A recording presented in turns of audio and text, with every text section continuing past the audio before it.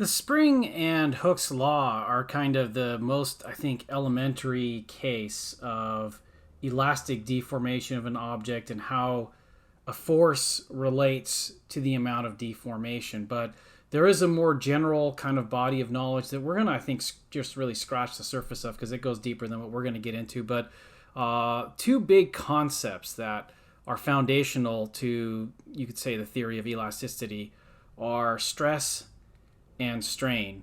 And stress has to do with force applied. So on the key concept slide here, I've said stress. Now I said typically it's expressed as a force per area, which doesn't make much sense for a spring. And I use that as sort of an example as a lead into this.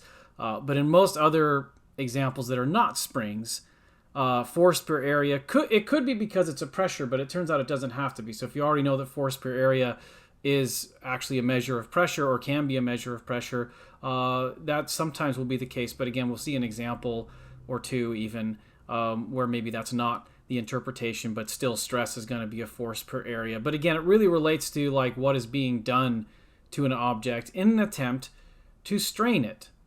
And the strain really represents the amount of deformation. And I put here that one example of that is delta L over L naught. And that's going to turn out to be the example associated with what's called the Young's modulus, which will be the next topic, where that can be applied to things like rods that are being compressed, or even like a steel cable or nylon rope or whatever that's being stretched, those kinds of things.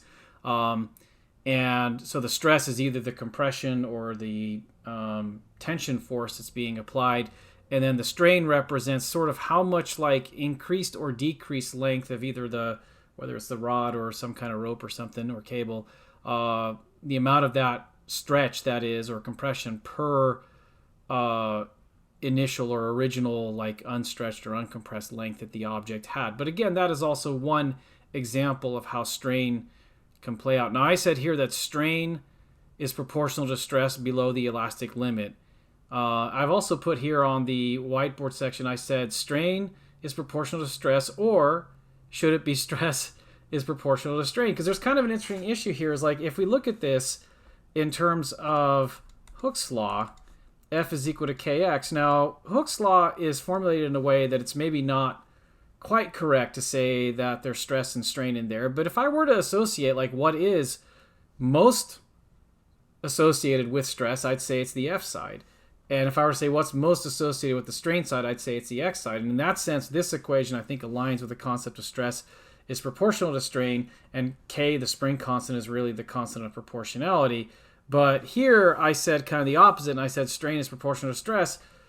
Maybe it doesn't really matter, but I think kind of the logic of expressing it this way, which is more common, I think, when it comes to like things like elastic moduli, is the idea that it's really stress that is causing the strain. So we're looking at a response of the system to something that's being done to it, and we're saying that response, this statement is basically saying that that response is linear. So that's another way of interpreting this. And in that sense, hey, for a spring, the constant tends to be here. But for the elastic modulus, though, well, I don't know, if we look at this, this I think, if you say elastic modulus is equal to stress divided by strain, something to notice there is that if you multiplied both sides by strain, that's actually more aligned with Hooke's law and kind of the second concept, and yet still we tend to state this. So I don't know, maybe I'm getting a little bit too much into the math there. But the way this is formulated, what this is really about is linear response, linear elastic response. So like what is, and when I say elastic, like what does that really mean? One part of it is that I can do something to a system. It responds. Maybe then if I stop doing it, what happens? The system returns to its original shape. So that's really, for it to be elastic, that has to be the case. It turns out you can have some systems though where you even go beyond that and it still returns to its original shape, but maybe it wasn't linear. And then you'd still be beyond what is called the elastic limit. So I've got this concept here of the elastic limit. And for typical real systems, like once you pass that, things are nonlinear. And then if you go further past that, there will come to a point where you start to permanently deform the system or possibly even break it. So in reality, there's like another limit up there, kind of it could be a breaking point. It could be named, I think, different things depending on the material and type of system you're looking at. So it's good to recognize we're describing real things here. In some cases, staying below that elastic limit is maybe a very limited region.